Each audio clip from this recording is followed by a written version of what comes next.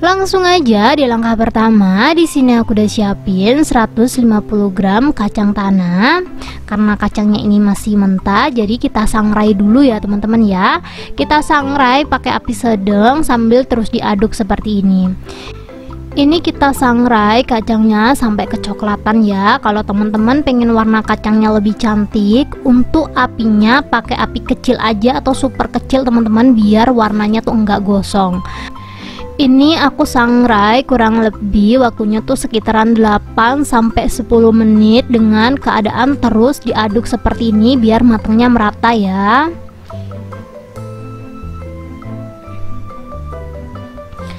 Kalau menurut teman-teman warnanya udah kecoklatan kayak gini, teman-teman bisa lihat ya, ini warnanya lebih ke gosong karena emang aku untuk apinya pakai api yang sedang ya teman-teman ya. Kalau teman-teman pengen warnanya nggak gosong seperti ini, untuk apinya dikondisikan aja. Kalau udah 8 sampai 10 menit, ini kita langsung aja pindah tempat ya, langsung dipindah teman-teman.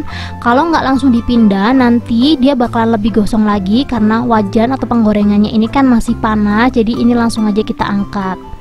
Kalau kacangnya udah dingin, nanti kita langsung aja kupas seperti ini. Kak, kenapa nggak beli yang udah kupasan aja? Karena aku tuh mau meminimalis modal ya teman-teman ya. Jadi di sini untuk kacang cacahnya atau isiannya aku kupas sendiri dengan cara seperti ini. Kita ambil satu, terus kita kupas kulit arinya sampai bentuknya seperti ini. Kalau udah copot semua kulit arinya, kita langsung aja chopper kacangnya ya teman-teman ya. Di sini aku udah siapin chopper, kita langsung aja masukin kacang yang udah bersih ini. Biar hasilnya bagus atau enak gitu, sesuai kayak martabak. Cincangnya jangan terlalu halus ya, kita cincang kasar aja.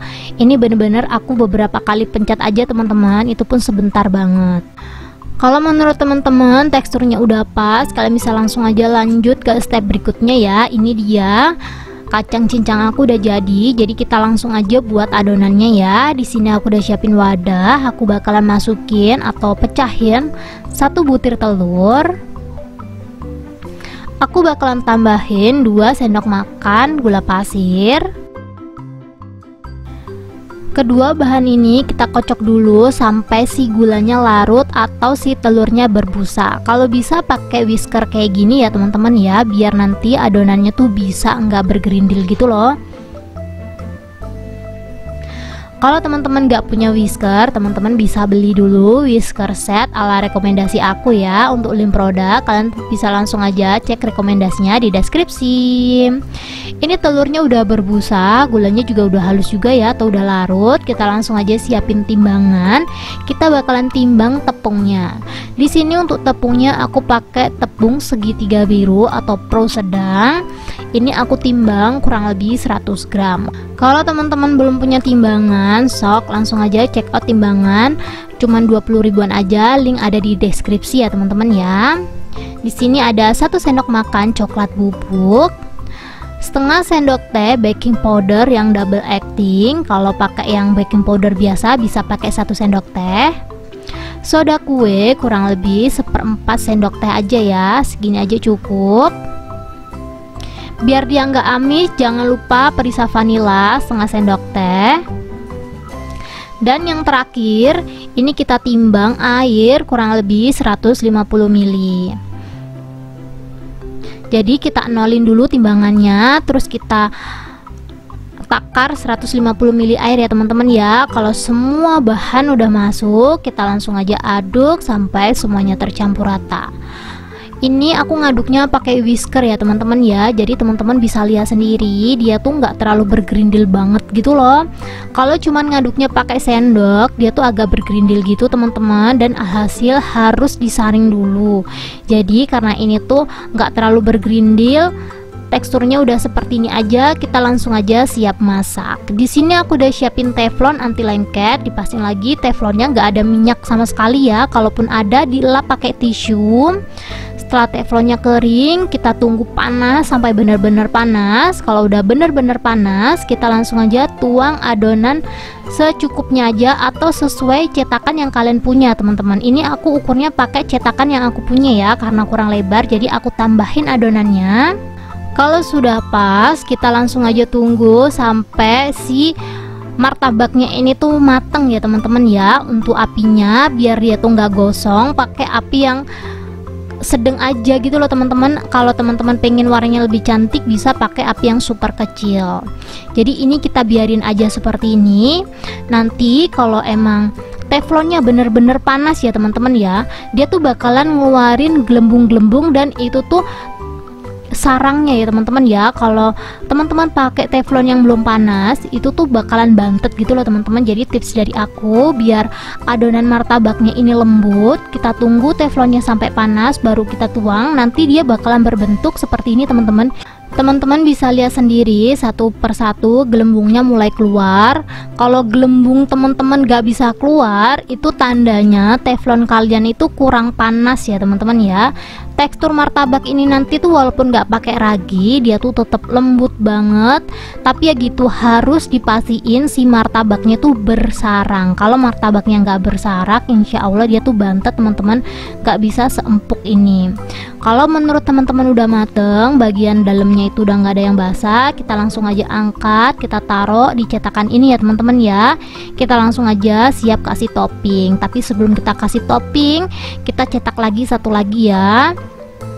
Caranya masih tetap sama, kita tuang terus kita ukur. Lanjut untuk adonan martabaknya ini kita langsung aja kasih topping ya. Kemarin ada yang komen, "Kak, aku buat ini pecah, gimana ya?" gitu kan. Waduh, gimana ya teman-teman ya, aku tuh walaupun keadaan masih panas kayak gini, terus aku kasih topping, itu tuh walaupun dipencet dia nggak pecah teman-teman. Dan apalagi setelah dia dingin pun malah lebih gampang. Kalau udah dingin kan tekstur martabaknya lentur ya, kalau ditutup itu jauh lebih enak. Coba deh teman-teman kalau masak ini, tunggu adonannya dingin dulu baru dicetak seperti ini. Kalian bisa lihat sendiri, ini tuh gampang banget dan adonannya nggak ada yang pecah sama sekali itu. Pokoknya intinya kalau kalian buat ini, ikutin step by stepnya ya biar hasilnya cantik seperti ini.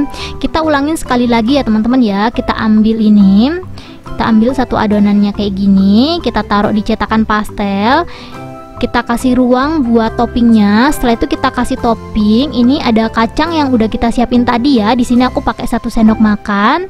Terus aku kasih glass coklat secukupnya. Untuk isiannya balik lagi disesuaikan. Kalau teman-teman mau pakai mesis boleh, atau pakai coklat aja juga boleh ya.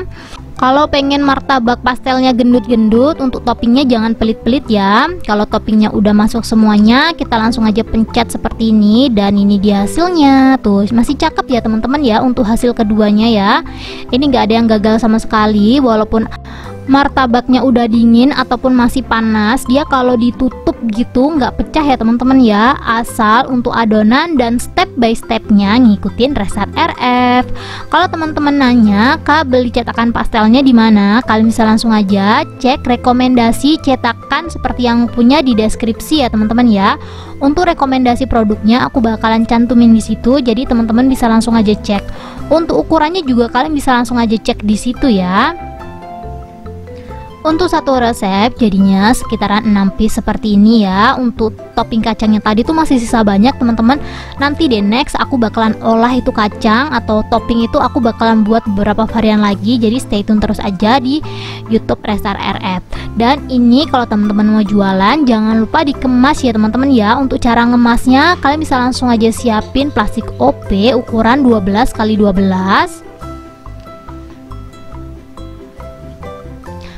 Karena martabaknya ini agak sedikit gembul, jadi ini nggak bisa dimasukin ya teman-teman ya. Jadi kita taruh di luar seperti ini, terus kita tutup dan kita lekatin. Kurang lebih bentukannya nanti seperti ini. Tuh, ini cakep banget. Kalau mau dikasih hiasan daun pandan pasti lebih cakep lagi ya teman-teman ya. Cuman agak nggak nyambung karena ini kan rasa coklat.